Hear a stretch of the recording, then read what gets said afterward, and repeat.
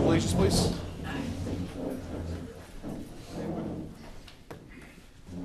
Pledge allegiance to the flag of the United States of America and to the republic for which it stands, one nation, under God, indivisible, with liberty and justice for all.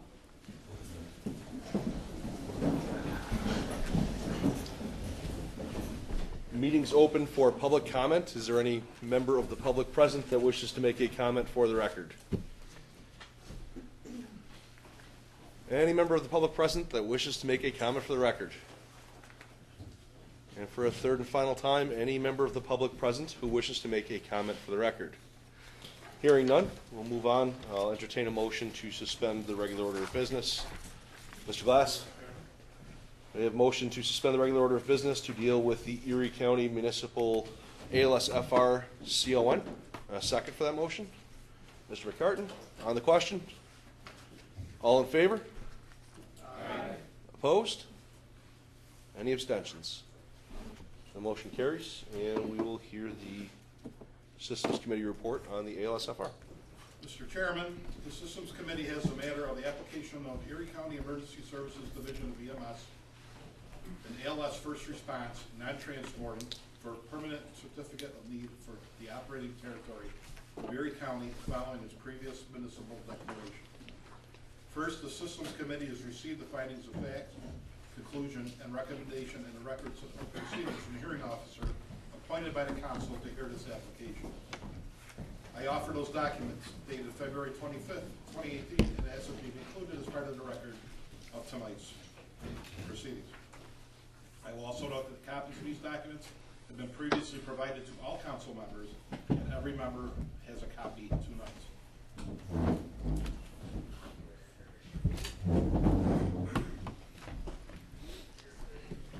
Thank you. I have received these documents, and I'll ask the stenographer mark the hearing officer's findings of fact, conclusions, and recommendation as Council Exhibit 1, and the record of proceedings as Council Exhibit 2. Please proceed, Mr. Spam. Mr. Chairman, the hearing officer found that, 1, the applicant proposed to provide advanced life support and first response services that augment the existing emergency medical services available in the area. The applicant does not intend on providing any transport services. Rather, the purpose of the application is to allow the applicant to provide pre-hospital care and additional specialty services in large-scale incidents and in other situations, including, but not limited to, those involving the need for on-scene physicians, increased call volume with limited resource availability, medical support for law enforcement and hazardous material operations, and fixed facility standbys for fire operations.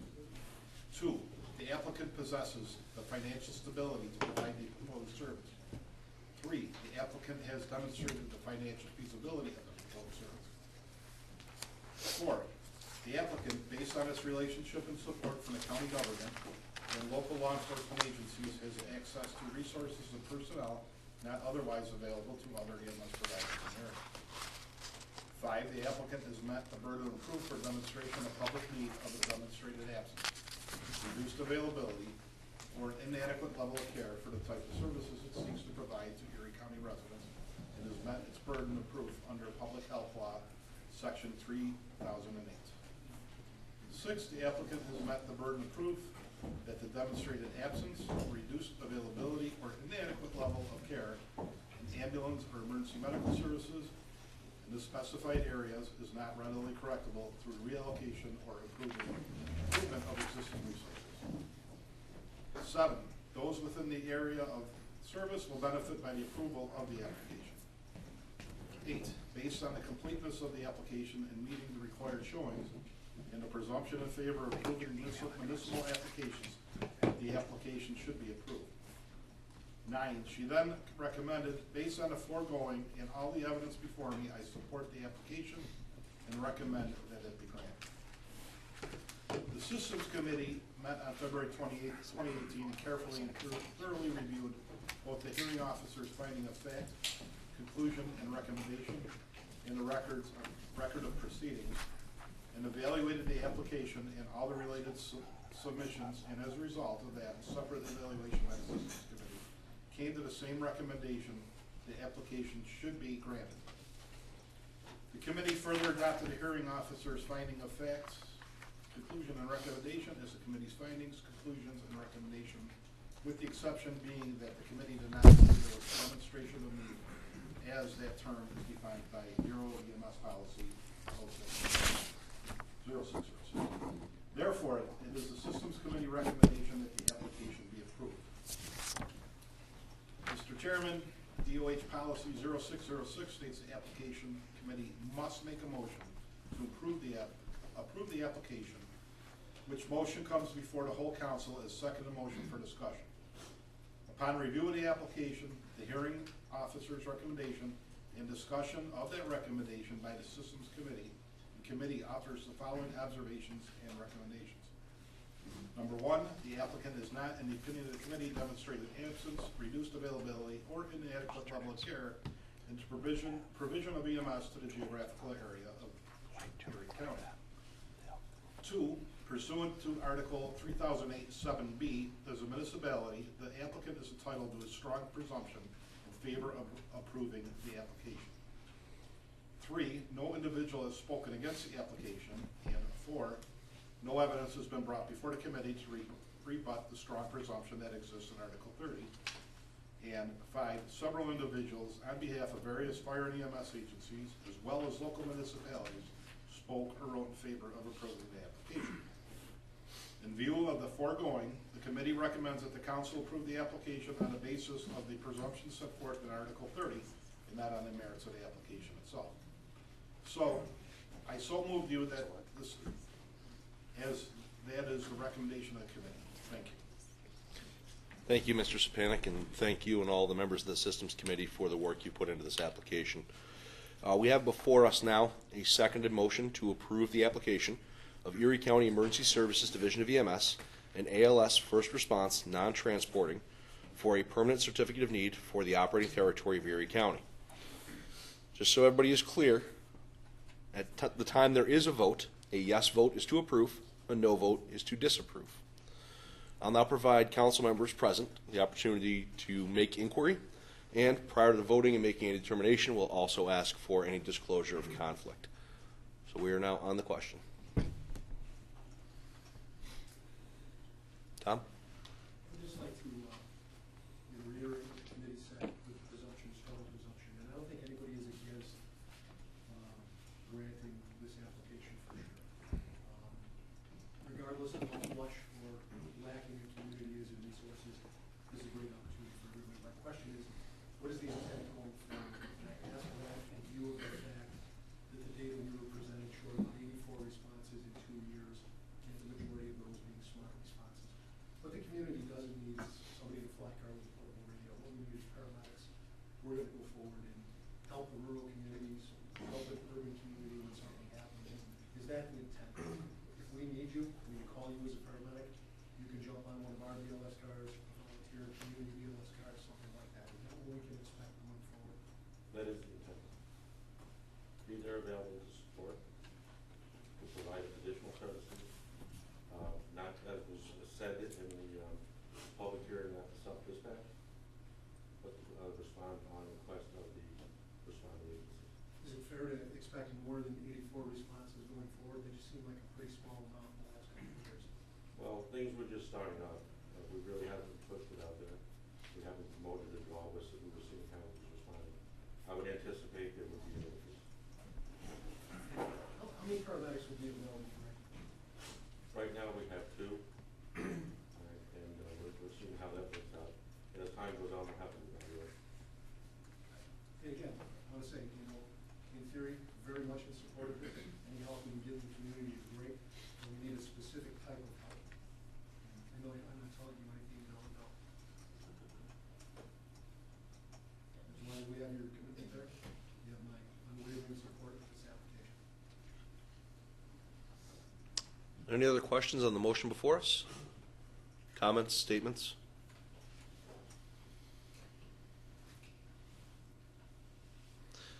Hearing none. Anybody wish to disclose? Sorry, Mr. Gill? Well, I'm just close to it. Oh, okay, I'll finish the question. Does anybody wish to disclose a potential or real or perceived conflict in voting? Now, Mr. Gill? I am employed by your county, and I'm one of the members of the fly bars. Okay, and do you intend to vote, sir? I do. Thank you. Anybody else wish to disclose a potential conflict? Also employed by Erie County. And I intend to vote. Thank you. Mr. Glass? Also by the department and all of them. Any other employees of Erie County wish to declare a potential conflict? I will state I am employed on a part-time per diem basis by Erie County as an instructor. I do intend to vote. Mr. Turner? I'm also employed by Erie County as a part-time instructor. Do you intend to vote? Does anybody else want a job, by the way? Ms. Mistrella? Is our vote contingent? Mr. Birch? Also employed by your county as an instructor. It may have been easier to ask who was not employed by Erie County as an instructor. Does anybody else wish to disclose a potential or perceived conflict? I'm also employed by Erie County. I intend to vote. Anybody else? We're not part of Erie County technically anymore, but the hospital was part of it. I'm looking at it. Thank you. Any other potential disclosures of conflict? Anybody present believe that somebody has a conflict and did not disclose it? Wish to speak on the issue? Mr. Chairman, I offer that the council is charged with determining if said conflict creates an opportunity for that person to not vote.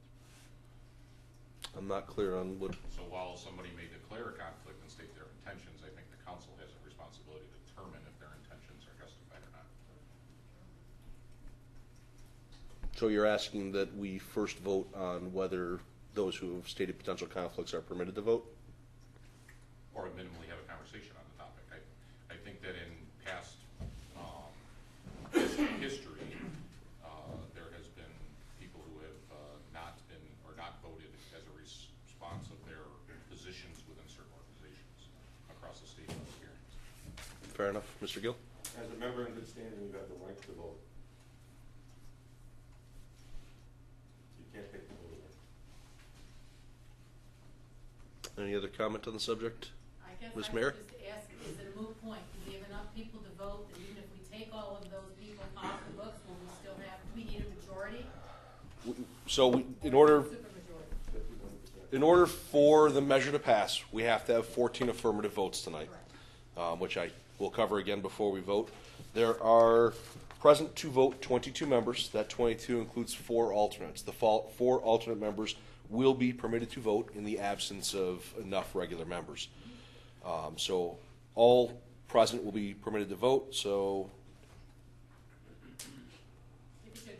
we have 9 declared conflicts, which would allow only 13 votes, which would not be enough to pass if we removed all of that. If all of those were perceived as the council to have sufficient conflict, which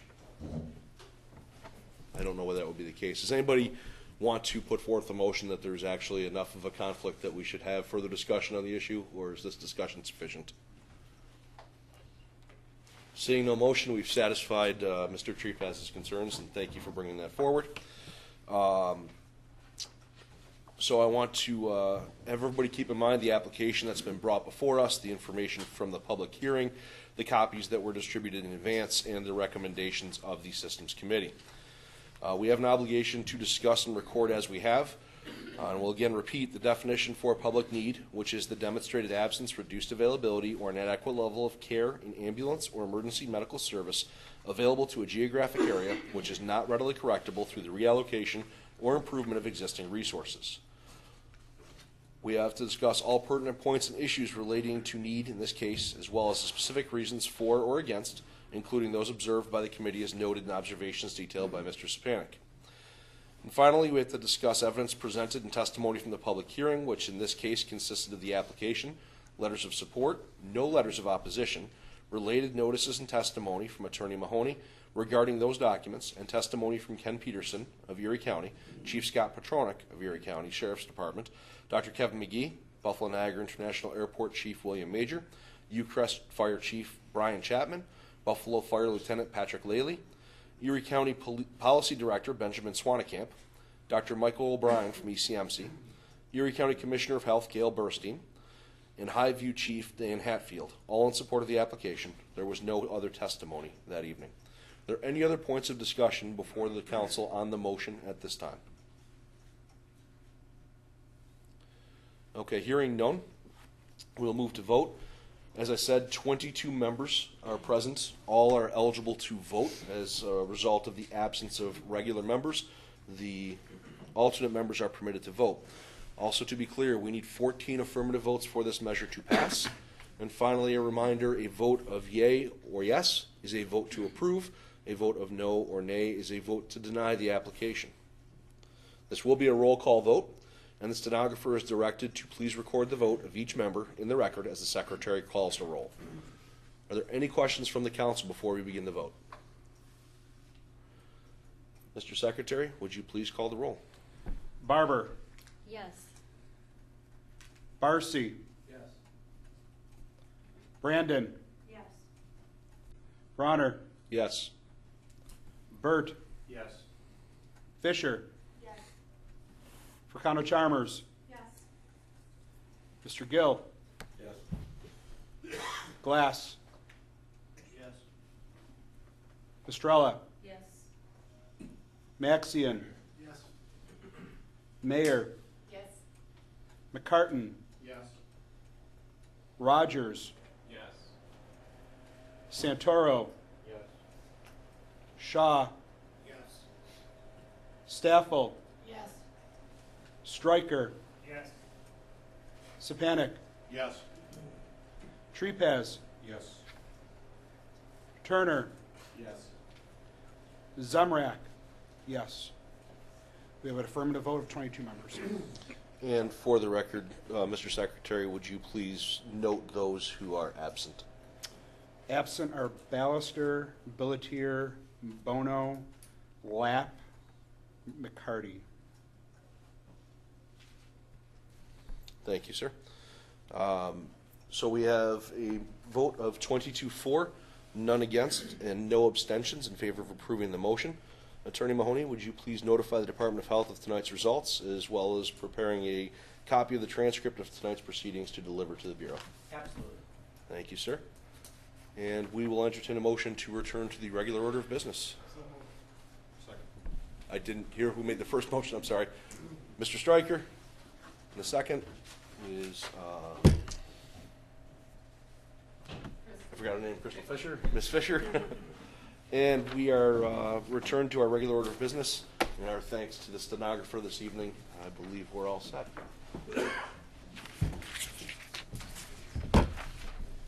If we can just have a moment, I got to take some pictures and send them to the Bureau, or they get excited and start emailing me.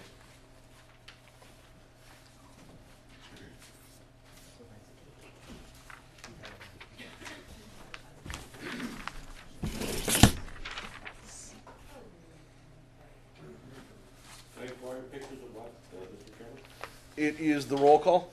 The Bureau likes for us to email in the roll call vote for the thing.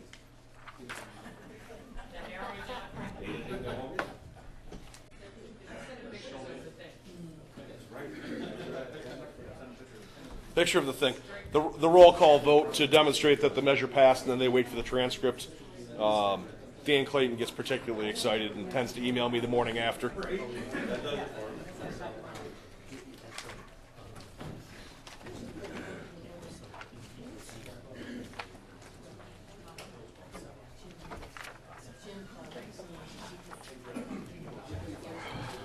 Okay, we're good, right?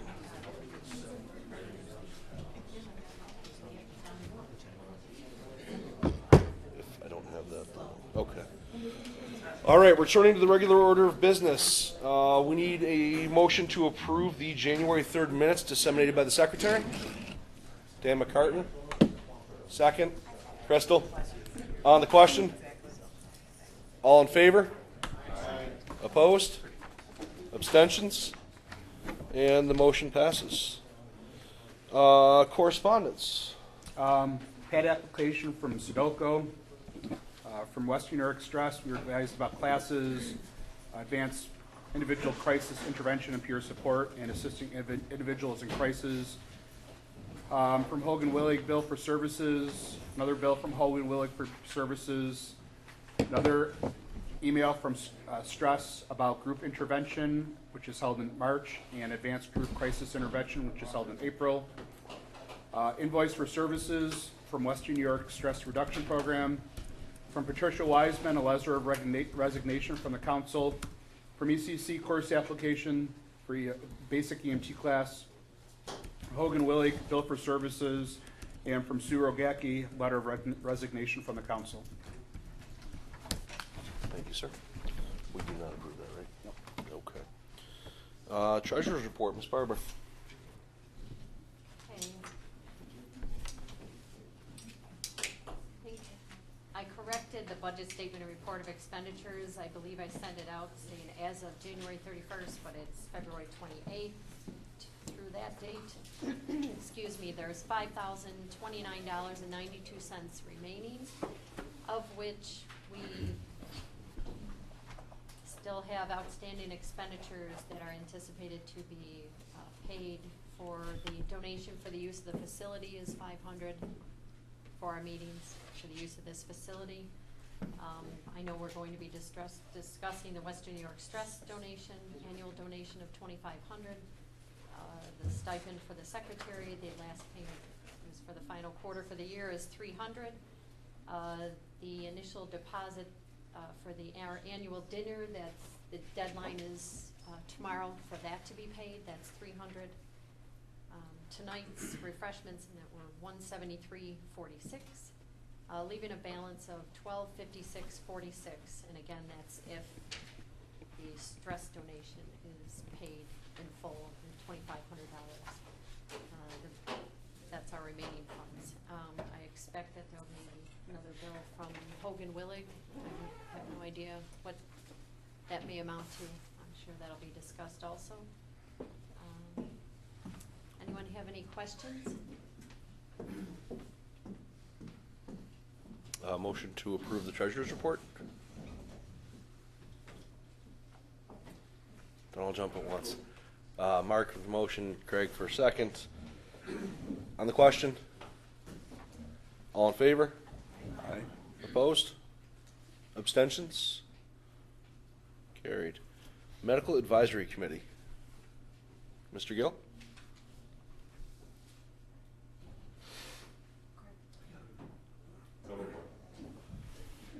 No report from the Medical Advisory Committee. Anything for Medical Advisory Committee and Mr. Gill?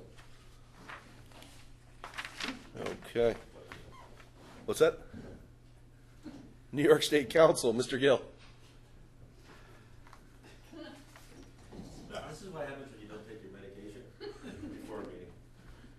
State Council, the last one, there was really no business on, there wasn't a quorum.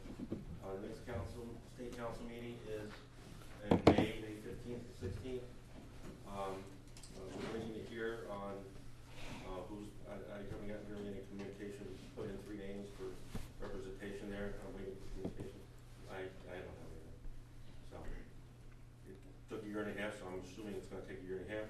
I will note though that Cheryl Mayer has been derelict in her duties because she's still listed as our representative But on the website. And I have the floor. She's got her hand up, so. I'll yield. I have a framed letter at home saying, thank you for your years of service. You're done. Is that an exact quote or an approximation? You know, I'm paraphrasing a little bit, but it's real close, and it came from the big guy himself. Does the word parole So, when we hear it, we'll let the council know. Okay. I have a few things related to State Council, but we'll do that under Executive Committee because it's not really that. Anything else for State Council? Thank you. And 3 times the charm, Erie County, Mr. Gill. Erie County still exists.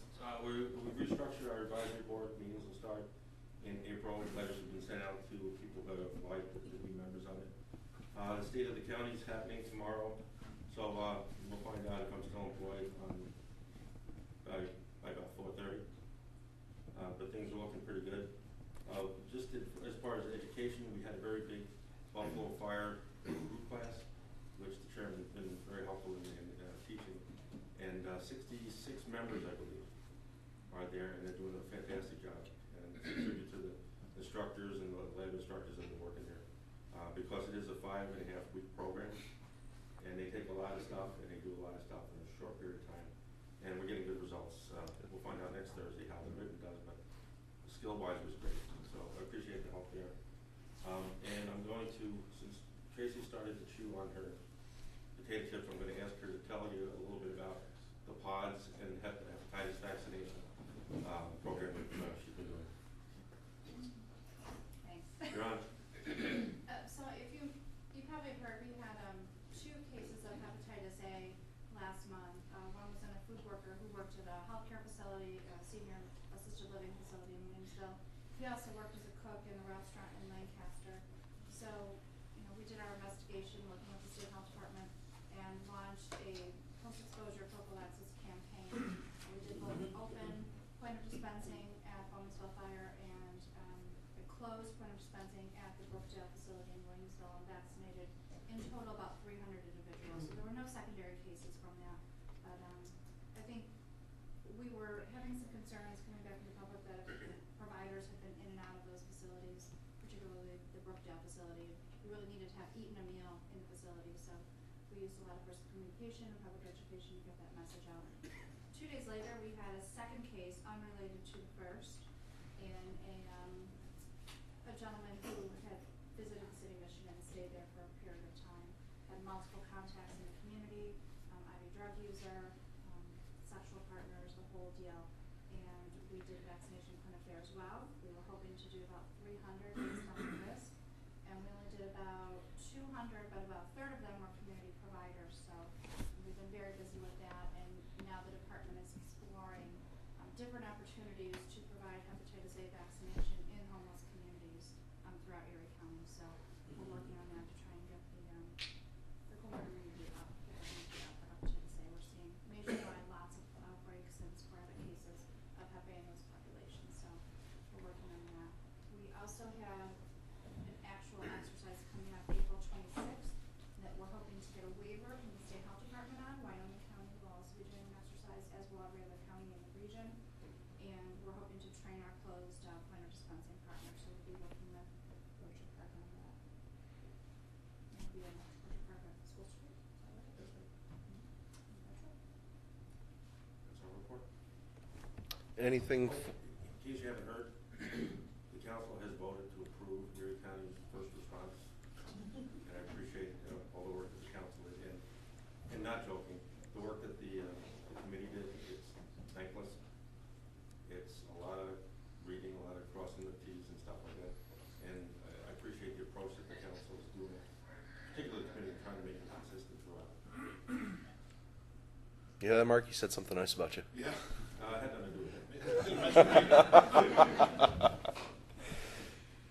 Thank you, and yes, again, by a vote of 22-0, which I think is a record, so congratulations. Anything for Greg and Erie County? Thank you, sir. Mr. Stryker and Wyoming County. Nothing too much going on. It's still snowing over there, so come over, bring your shovels. We are working on getting our first responders more adept in active shooter type of training to work with our law enforcement groups. That's an ongoing process. That's pretty much it. Anything for Wyoming County and Mr. Stryker? Okay, Western New York Stress. Western New York Stress, they had 4 debriefings over the last 2 months, and they also submitted an invoice, which I think you have on your docket today for our contribution. They do have some trainings coming out, which are distributed regularly, particularly through the BBMD. Those were distributed through email to this council as well, and I hear they're really outstanding courses. I have not participated myself, but Lunch is fantastic. okay. Meals are good too. For 2018, we received an invoice from Western New York Stress consistent with our previous donations in the amount of $2,500. Want to bring forth for discussion and basically a question to the council, whether in view of our limited resources at this point and anticipated expenses for incorporation and just general council operations as we are working to get everything done that's in our work plan and continue to, be a council and do what we do. Whether the donation of $2,500 is appropriate, whether we should consider a lesser donation, whether we should have a donation at all, which are pretty much, I think, the three options. Do it, don't do it, or do some lesser amount. So just want to throw it out for everybody's consideration and to hear discussion on it.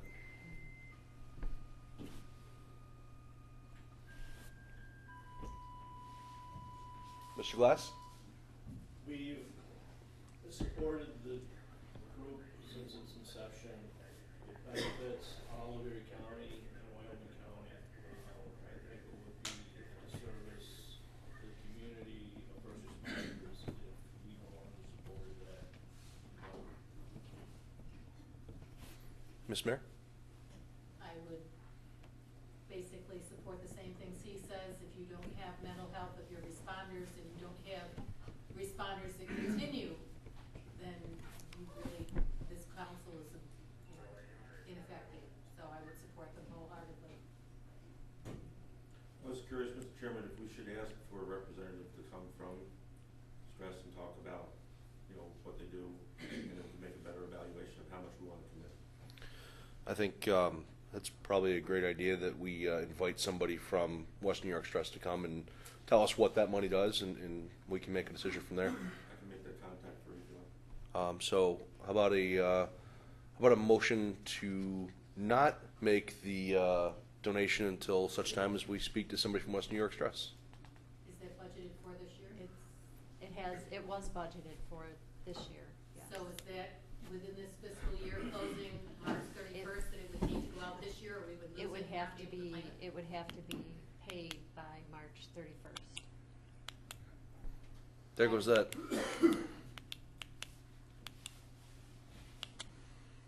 Make a motion, we just pay it, and then for future reference, have someone from the stress team come here so we can decide on future donations. Should that be two motions, one to pay it and one to invite somebody here? I don't think you need a motion to invite someone here. No. Okay. Greg, would you invite somebody here? We don't need a motion to do that, apparently. Yes, it's on the budget. I'll second the motion to approve what's budgeted and pay the invoice. On the question? I just want to raise the point where, I guess I should ask the attorney. Mr. Mahoney, is there a chance that our invoice would come after March 31st for whatever we're going to owe on general funds? Absolutely. I mean, if you're asking if that's something I've got interplay with, there absolutely is. Thank you, sir. Sure. Mr. Glass? One more on the question, the amount of money that we pay the program agency to do things for us, I'm kind of wondering why this was brought up, where I don't believe the donation that we made to the West New York Stress group is that significant that it's going to put us into dire financial straits. I raised the issue. I raised the issue because it represents 10% of our operating budget, and the benefit to the organization is indirect, although valuable. It is indirect. With the money that we pay to the program agency, we're paying for specified deliverables for work that we otherwise would be required to do and are not doing as a result of contracting somebody to do it, and seeing whether that was appropriate or what the belief of the council was. And I should disclose too that I've been a member since the beginning of it, but I see the benefit. I just think it's a bad move. We certainly support. I didn't raise the issue because I think it's not a good organization. I think it's a wonderful organization. I think it's a fantastic mission. I raised the issue because we're seeking status as a not-for-profit organization, and we're making a donation to another not-for-profit organization of 10% of our operating budget. That it raises some questions. And no one may know this, maybe JT, how else are they funded? Only donations, or do they get? I don't know. Well, that'd be good on our talk. As part of the talk, I'll put together some bullet points for them. More information pending. I'll put together bullet points for them to respond to. I'll run it by the chair and Thanks. Point of interest, I mean, Mr. Glass, correct me if I'm wrong, I believe 2018 is 30 years for that organization. Yeah. I would almost bet you money, because right after I started in this business, thinking about it. Mr. McCarty? I was a counselor on the team for 20 years, so I'm not in the last couple of years with job changes and things. But to give you an idea, they receive donations. The courses that are taught are expensive. The only charges that they have for them essentially are the cost of the textbooks and for lunch. I mean, that's it. They receive donations. There are some agencies that provide, I don't want to say like a yearly stipend, but over and above what others may receive. The benefit, though, to the community is that the mental health consequences, especially in disaster, are longer lasting, more expensive, more devastating, especially the first responder community, than any of the physical health aftermath from an incident. So those that have not had to rely on their services, I can assure you that those of us on the team, the middle of the night, any place, anywhere, if the call comes in, there's folks that are there. So that's what that donation is supporting. You know, we're supporting each other, our peers, not other folks.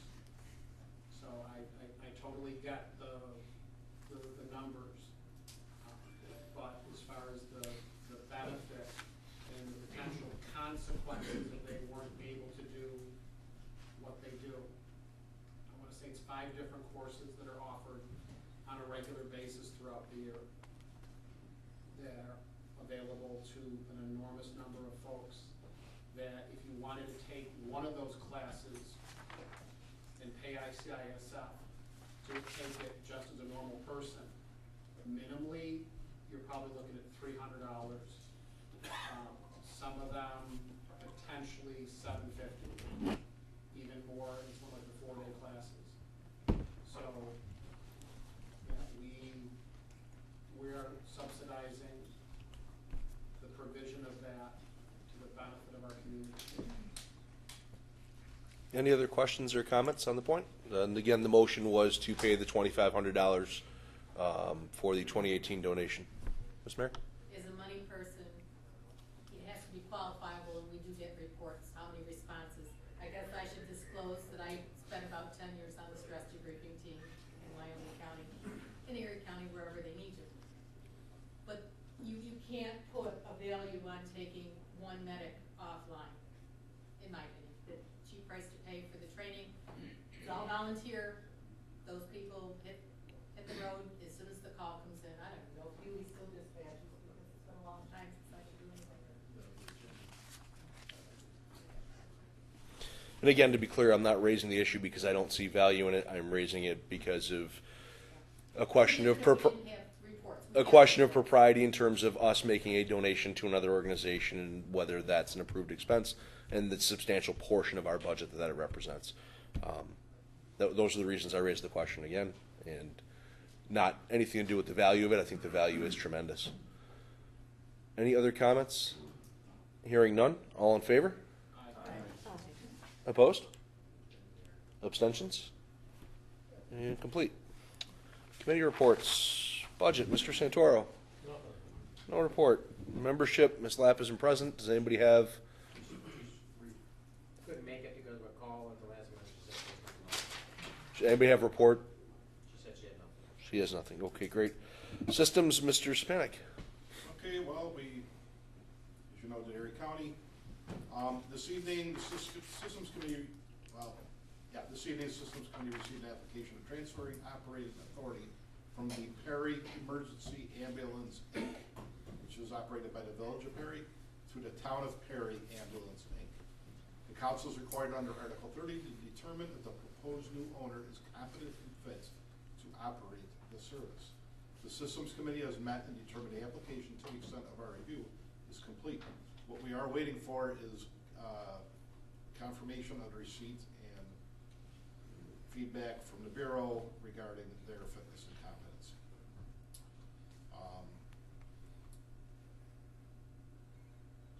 Stand by based on the results of that, or the timeline of that. We may have to have a meeting. They have an issue where the current operator is gonna pull out by March 31st possibly. So, just like, if I can have it, that sums it up pretty well. Thank you, Mr. Smith. So there's a chance we'll be having a special meeting where we will have to get quorum together to vote on the transfer of operating authority from Perry to Perry. Anything for systems? Training and Ed, Mr. Zemrick. Well, I've gotten reports and I filed them. Karen filed them. Anything for training and Ed?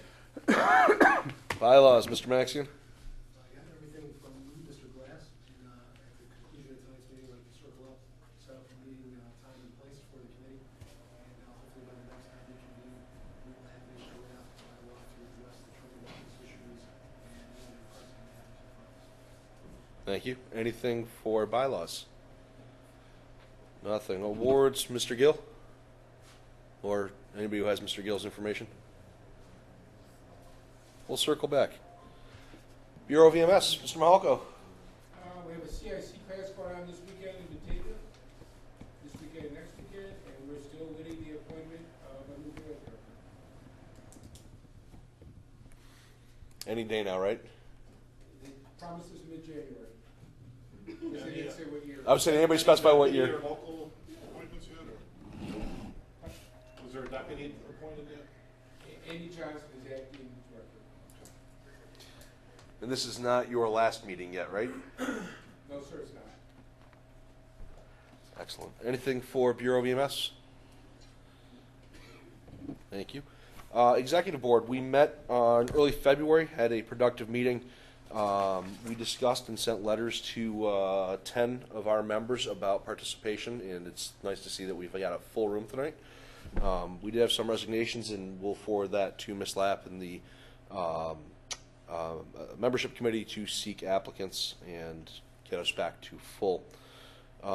We had a nice discussion about the vacancy as a director at large with Cliff's resignation from the council. That was forwarded, and we solicited interested parties to serve as director, and we will later tonight have a vote on that. Scheduled our meetings, which will be opposite months from the council meetings at 6 p.m. Wednesday nights in Erie County at Erie County Emergency Services.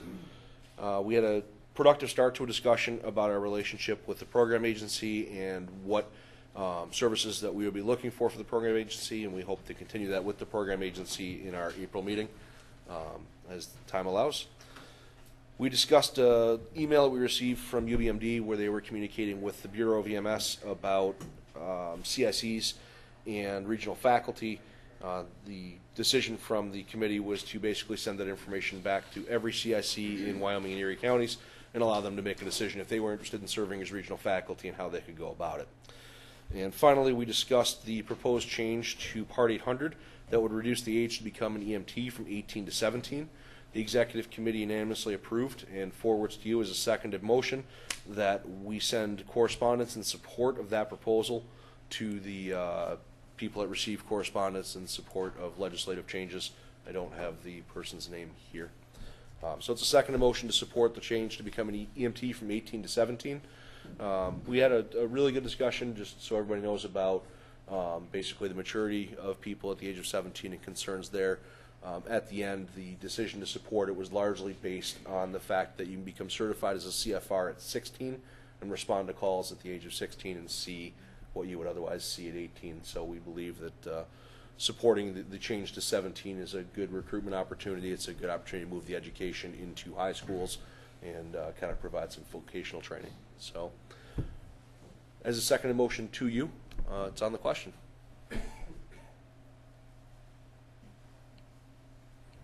Hearing none, All in favor? Opposed? Abstentions? Motion carries. And that's the report from the executive board. Also, a request for everybody, if we could reschedule the May 2nd meeting to May 9th, moving it back by 1 week. Unless somebody else is available to chair the meeting, I have an unavoidable conflict for that night.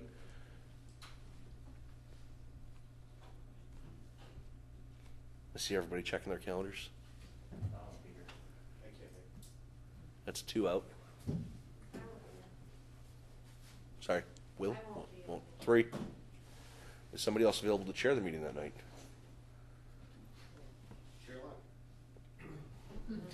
We have no chair-elect, and absent a chair-elect, I'm looking to Mr. Glass to tell me if there's an order of succession beyond that, but I don't believe there is. I would hold off till the, after the committee assignment report, there may be a change on that, possibly, in that status. Okay, so we'll put down that that scheduling discussion then. Program agents. Actually, I'm sorry, jumping back. Awards, Mr. Gill? Awards, hopefully we'll have some this year. We are set for the columns, 2221 Transit Road, Elma, New York. Nice little place. We had originally discussed the fact that we were looking at July 11th, and I'd like to float to the committees the possibility to be able to switch it to July 18th. The night is open, they're holding it for me. It's just, it looked like there was a lot of conflicts to get together before that.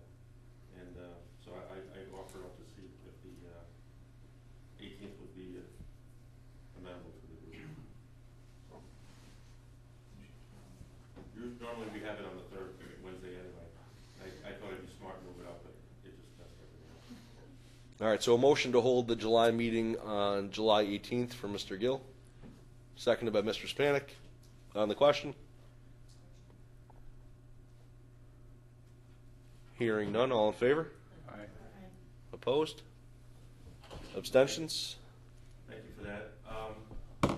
The applications for awards have to be into Albany by May 1st. We used to have extra time in the past. Last year they moved it up. Now it's up to May 1st. So I'm asking anybody that wants applications to be considered to have it to me by April 20th. That'll give the reviewers a week or so to review them and talk about it. Scott, I'll ask you to help out, issue your thing. Sure. And distribute. And this, we really have to emphasize that April 20th date that it has to be entered. Electronically is the best. You want it still to your AOL account? Does anybody mail? We don't shock people 3 times anymore, right? Well, yeah, but you know it's gonna come back. And, but just like with my kids, my kids will never send me emails because they don't use AOL. You can send it to the .gov. Okay. I appreciate that. You could still send it to you. What? Well, just whatever you want me to publicize, that's all. Well, it should, yeah, they have the summary of what everything is. You have to highlight, the one that always catches people is if it has to do with a specific event, the event has to be the prior year. It can't be this year. We do have a couple left over from last year which will be reconsidered. And there's a couple, one really remarkable one that's being submitted already. I'm just waiting for the paperwork on that. So we have some flowing now. Areas that really aren't, they're not too sexy to apply to is the quality. And, you know, I think we really have to find somebody for that because that's an important thing to do on a regular basis. And youth. I have an interesting youth one, but to get just to help us in years to come, get the youth involved. Dispatching is a hit and miss every now and then. But that's about it. So it'll be at 6 o'clock on the 18th now. Columns right on Transit Road in Elm. It's nice place. Anything for awards and PR? Great. Scott? Everybody should have a copy of the report. We've identified all the notices, the communications, the training that had been pushed out. As of the time that this report was drafted, there was another one that went out actually after that, specific to training.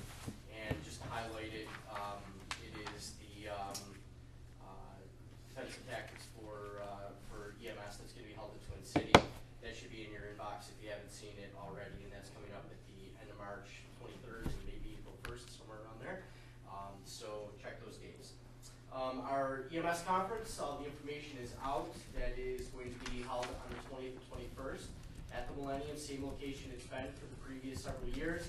And I can tell you that we are going to be once again extending that invitation as complimentary registration to all of you who are active council members. You'll be able to attend at no cost, and that's just something that we do just as a part of our partnership with you. So expect to see some details on that, and we'll tell you how to register. We'll push that information out to the list. And again, that would be for everybody on the Wyoming-Erie Regional EMS Council. Anything that you could do to help spread the word about the conference, like many other things, we tend to see registration do one of these. And so last year was a little bit of a down year, and so we're hoping that that's not a trend. And so we keep trying to switch things up. You're getting for $95. It's really a break even. There's really great presenters who are coming that are offering some great topics. You get lunch. It's a pretty decent spread that you get on that Saturday. And so it's not gobs and gobs of time. It's just Friday night and then Saturday. You don't occupy the Sunday anymore. That way you don't lose the entire weekend. And actually you have Saturday night because we're wrapped up by 3:30. I think they have a wedding or something that night. We have to be out of there by 3:30. So there's a silver lining in there for you. So, you know, really, for those who are in the CME program, this is what my spiel is everywhere. If you're in the CME program and you're looking for opportunities to get unique CME, here it is. And many times we have presenters who are on the national circuit. We're bringing in, this year we're very heavily loaded with physicians. Brian is actually going to be doing a presentation on some EMS safety information, EMS fatigue, and so there are also other key individuals that I think you'll definitely want to come see. So please, we hope that you come and certainly invite others to take that conference and enjoy the CME. As follow-up on something that I presented previously with regard to the town of Cheektowaga, it was a medical director town hall meeting. I highlight this again with you because it seems that many times over the past several years, actually every time over the last several years, we have often presented and dangled in front of you bad boy lists and services that are non-compliant with things. And many times we are talking about town of Cheektowaga services. And I don't say this again to be negative toward the town of Cheektowaga. This was an opportunity to bring the agencies, the medical director, and us as the program agency all in one room, flush issues out, and really help them to understand that we want to be advocates for them, but if we're going to be a part of the system, that there's just rules that we all have to follow, and it's the pain that each of you go through in your services too. There's just requirements. It was a very lively, colorful, but productive dialogue, and so we're very encouraged. Dr. Brown was very committed to staying on as medical director and servicing these services. The services really seem genuinely interested in becoming compliant. We totally understand their frustration because as many of them are BLS first response services, they don't want to deal with a lot of the crap, so to say, and we completely agree with that. And we know where they're coming from, but it is what it is, and so we all just want to work together to try to work through these issues. And you, as a part of the leaders in the Wyoming-Erie region in terms of the EMS system and the overseers, you're a part of this. And so I wanted to report back to you that there's some good that's coming out of what often we're reporting is negative things in previous reports. So I offer that as encouragement to all of us. And I say kudos to everybody in Cheektowaga who's committing to really try to get things back on track and move forward in a positive way. Our EMS officer training course, I had some recent conversation with Bill. We are working to set up some training dates in Wyoming County for our EMS officer training course. This year, we have previously offered this as a one-day program that has several topics, the old drink water out of a fire hydrant kind of a thing, and this year we have split this up, and there are a couple of reasons why we've done it. We're going to do it as a series throughout the year, and we're going to do it in a couple of different locations to try to increase the number of opportunities available to services. And so Wyoming County, we're really trying to focus to make sure that we have the entire series in Wyoming County. and it will also be presented in Erie County too. There's some changes coming with the CME-based recertification program. We received feedback from providers that it's time to do an update on the portal, even though we're only about 18 months into it, just to get people refreshed with that. The REMAC refusal form is changing, so we need to get that information out. So we're just trying to bring all these elements together and do it more timely as we progress through the year, in hopes that services and providers and leaders are getting this information throughout the year rather than just one time in February and have to try to remember it. So look forward to that. Training notices coming out on that. For those of you who are EPCR users, New York State is starting to migrate in 2 regions, and specifically the Western region is one of those 2. They're starting to migrate to Image Trend Elite, and what that means is that we're going to the NEMSIS version 3. And so there's a very methodic process of going through this transition that is being led by Peter Brody, who's also going to be one of the presenters at the conference, with regard to how this transition is going to happen throughout New York State. They're doing it one vendor at a time. And so, again, expect to see this happen. This is a good thing. The current state data repository, for those of you who are on it, the current state data repository really does not provide very useful data for QI and system analysis and that kind of stuff.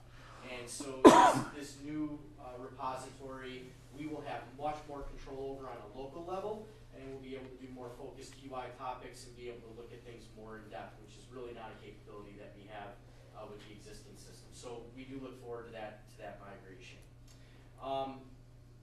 I previously reported about our special course sponsorship, that was in limbo. We have received word from the Bureau that is now all cleaned up, and we are good to offer instructor courses. And we are shooting to do an instructor update class after our conference. We have really there's a couple moving pieces to this. One, we have to hit the 45-day filing deadline. And number 2, we have to have topics and presenters, and we have to have that before we can submit our application, because that has to go in with our application. So realistically, we are definitely in the months of May and June. I know for some people that presents a little bit of a challenge. There is a course that's coming up in Scottsville and Rochester. It's a 1-day full 8-hour program, and for many of you who are instructors, you may or may not be aware, it's an 8-hour requirement now for instructor renewal. It is not a 6-hour requirement. But 5 of that 8 hours can be done through continuing education. So as you go to conferences, Vital Signs, and other conferences that are out there, make sure if you're an instructor that you're going to some instructor track stuff, because that will count. It's like CME research for your instructor. So keep that in mind, and stay tuned for more details. The last thing that I want to point out is that Mike Krupski is here. Mike, you've heard me mention his name before. Mike works for our division on a part-time basis. He did the portal rollouts. He's done the pre-inspections that we do with the Bureau. He is now going to be taking over not only our website, but your website as the regional council, and we'll be doing the maintenance and all of that work on it. And so Mike is going to be attending these meetings moving forward, so that things that are discussed here, really, he can almost make those changes in real time as we're sitting here or shortly thereafter, as long as he has the right information and tools to do it. So he's sitting right back in the second to last row in the middle. So if you don't know him, introduce yourself. And other than that, unless anyone has any questions for me, I will sit down and shut up. Mr. Turner. That instructor update in Rochester? Yeah. I can attend that. It says just a little requirement. Yeah, it does. For your CIU, yes. Would you sign up for that at Big Lakes, or would you? No, that is actually in the Melrose region, so it's right on the website. Okay, thanks. Thank you. Oh, sorry, one other thing. You No, mentioned no, no, no, CICs no, no, no, for no. regional faculty. Regional faculty for CICs. It is not limited to CICs. This was news to me. CLIs can also be regional faculty. So we are going to push that out both ways. I got the clarification from the Bureau. So if you know CLIs who would make good regional faculty, they can also be good. Just to be clear then, CLIs can audit CICs. No. You can go down there, so go up. I don't see any old business. Great. New business, Mr. Glass, we have an election. Yes. As you know, that, the resignation of Cliff Smith, we have a vacancy for Erie County Director at Large. The membership was canvassed. The only caveat is they have to be a current member of the council, and because it's an Erie County position, they have to be, an Erie County resident. Interest was due to me by email by March 5th. I have only received one inquiry that expressed an interest, and that would be Suzanne Treepass. So with the recommendation of the nomination committee that I will add Mr. Treepass for director at large. Make a motion, the secretary cast one ballot. I second. Motion by Mark, second by Crystal. On the question? All in favor? Aye. Opposed? And what is the term of Mr. Treepass's sentence? The term will expire on March 31st, the year 2019. March 31st, 2019. Year of our Lord. Welcome, Don. We're meeting a month from today, 6 p.m. Erie County. Thank you. Did we put those terms on the website? I don't know. Did you? I don't know. Hang on. Mike, did you put the terms on the website? Do we? Oh, do we? The terms are, they're out there. Membership. Membership terms, but not officers. Officers, not officer terms. We may want to look into that. Just have a note for committee assignments. We've done some committee shuffling. We don't have everybody assigned to a committee. Members are required to both participate in council meetings and be assigned to at least one committee. So if you're not on a committee, please let me know and we can make that happen. I will make a note for everybody. The membership committee seems to desperately need help, as it currently is comprised of the chair. So if somebody's willing to work with Ann, and I suppose me, as I'm a de facto member of every committee, that would be wonderful. We could certainly use the help on membership, especially with recruitment as we move forward. Excellent. Thank you, Tracy. And anybody else still interested, it doesn't have to be just one person. So if anybody's interested in the committee, our options are PR annual awards, budget, training and ed, membership, bylaws, and systems. And you can see me at any point. It doesn't have to be now or even tonight. Do we have anything else on committee? I'm just trying to go through and update this. That's all I had for you. That was my list. And you Thanks. got it. We're gonna. I'll go through and update it. I will verify with everybody too that the committee list is accurate as well. Any other new business before the council tonight? Mr. Treepass. Mr. Chairman, I believe that we have in consultation with Mr. Glass, I believe we have a vice chair or chair-elect position available. At our last, following our last systems committee meeting, Crystal Fisher had offered herself, and so with that being said, I will move to nominate Crystal Fisher for that position. I'll defer to our. Okay, we have a second on the motion, and I will defer to. So the motion was Don Treepass. The second was Tom Maxian, and I'll defer to Mr. Glass. How do we handle the election, sir? We can do that right now. It's an open position. We have the January meeting, obviously. That election was left open if anyone was interested. Since no one else is interested, the nominating committee would move that we vote on it now. Okay.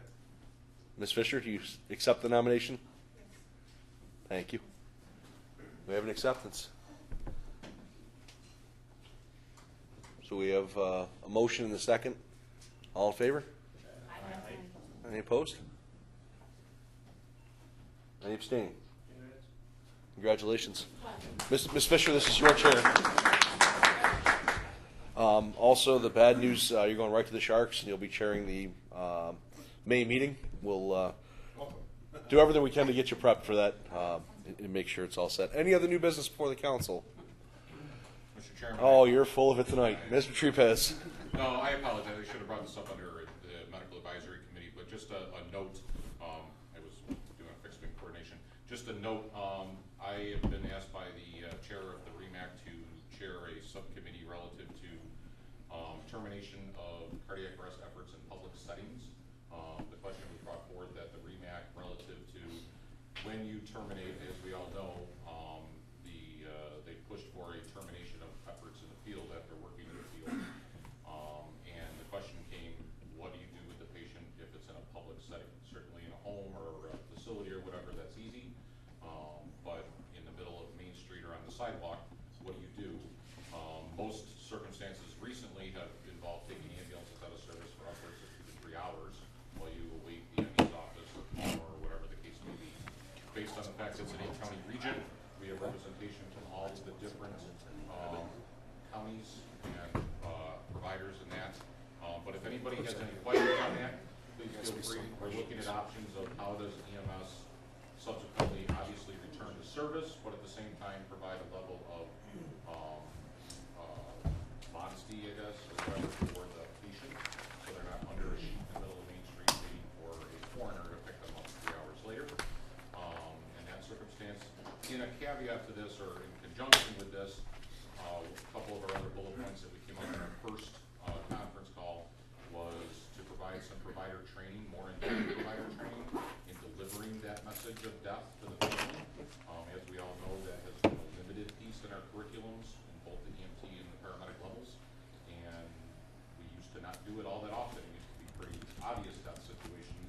Now we're encountering resuscitative efforts for 20, 30 minutes at times, and subsequently passing that message along, as well as some public push relative to the knowledge of that being occurring, and potentially a handout that crews may have be able to hand to the family and say, this is what we did, this is why we stopped, this is, so on and so forth, so that when Susie calls Aunt Jane and Aunt Jane goes, well, I was a nurse in 1962, and those ambulance drivers don't know what they're doing. We cut that off at the pass and such. So, just so you know, if anybody has any input or anything like that, please feel free. Currently on it is Scott from MTS in Allegheny County, Dan Carr from Trans Am, Dr. Walters, Dr. O'Brien, Brian, myself. I'd have to look. I think there was one or two other people. Have you considered bringing in the entities in Florida? So at the last conference call, that was actually the assignment, was to go back to their particular counties and contact the ME's office and their hospitals. Because one of the concepts that's been discussed is, why can't we as an EMS agency, I mean, in Erie County, I guess in the urban area of Erie County, it makes sense for us to transport the patient to the ME's office, right? But in Bolivar, their ME's office is Rochester. So that doesn't make sense to have Bolivar Fire Department transfer over to Rochester. So one of the thought processes was, what if we could transport the patient directly to more of the local hospital? And how can we accomplish that in those particular circumstances? So that was actually the assignment that went out that way. Brian's actually working on the Erie County side of it. I can help with Erie County. I've already had this discussion. I'm not working on the Erie County side. My assignment was the education side and getting the end of life stuff. That would be great. That would be great. Because we recognize that while we want to approach this, because this is a REMAC issue from the REMAC perspective, that this is going to have some specificity to different areas of operation based on that.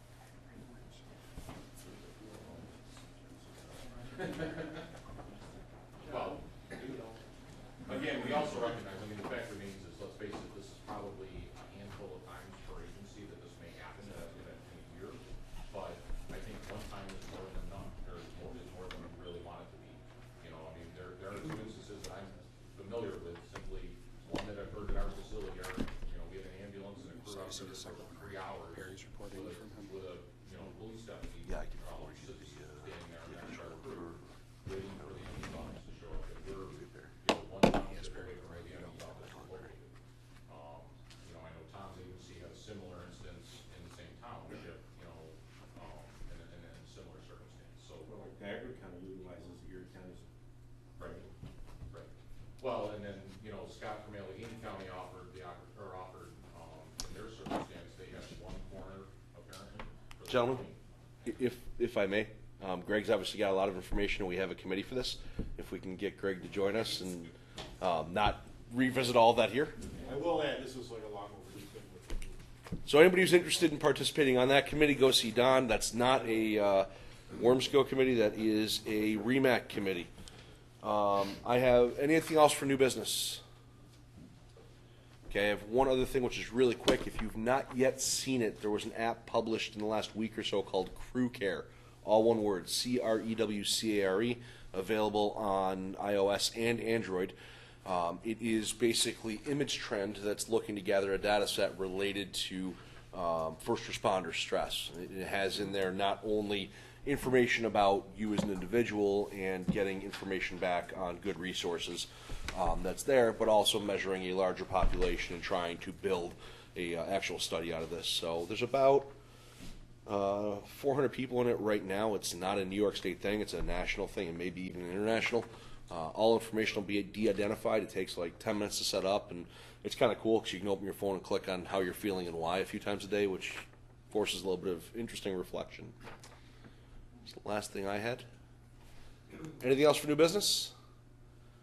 All right, who's going to fire it? Motion to adjourn. Christina, Bill, thank you. Thank you all very much.